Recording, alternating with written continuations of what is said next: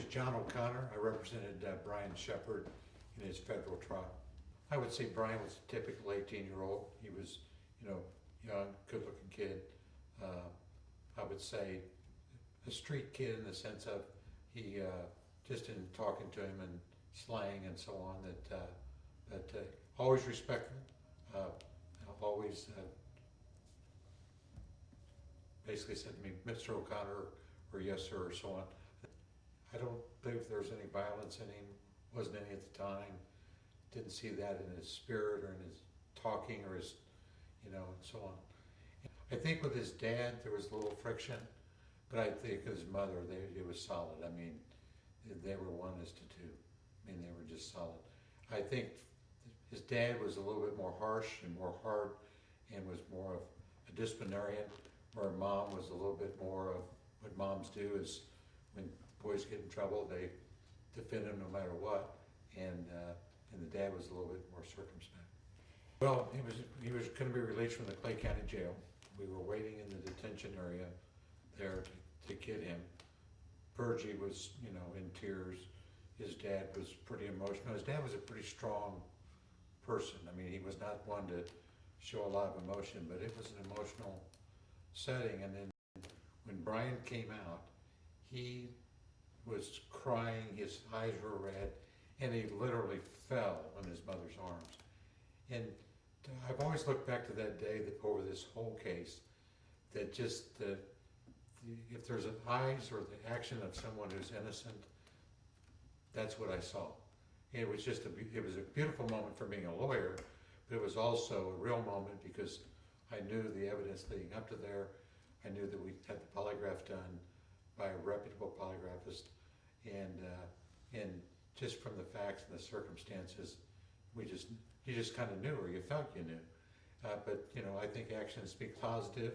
But I think Bryan, like most clients, and Bryan, because I believe he knew I had helped him before, relied a lot on me and deferred to me on decisions and things. So, which becomes an awesome responsibility in any case. But in this one, no question that Bryan didn't know the ways of trials or courts or whatever, and I would say his reliance on me was 100%. When we got that kind of an offer, 5 years and testified truthfully against others, assuming that they were involved, that's something that I'm going to drill down pretty hard on. Yeah. And I know I did.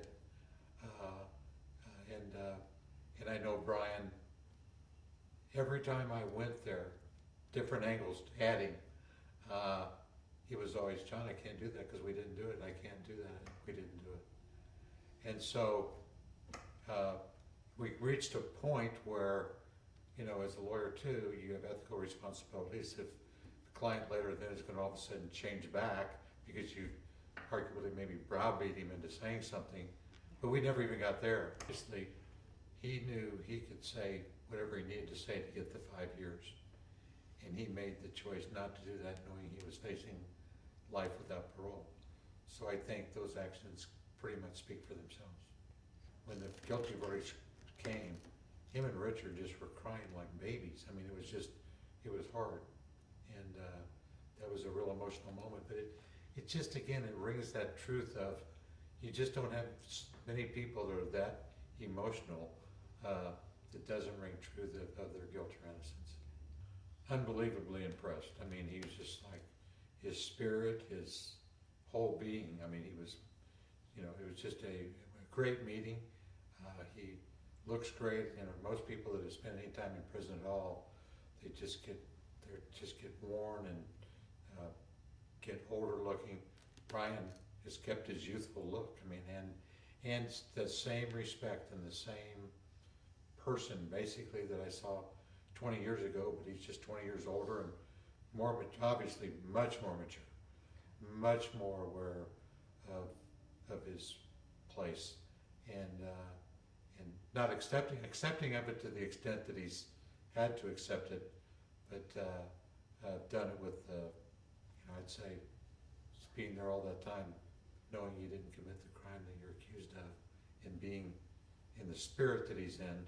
There's something spiritual about that.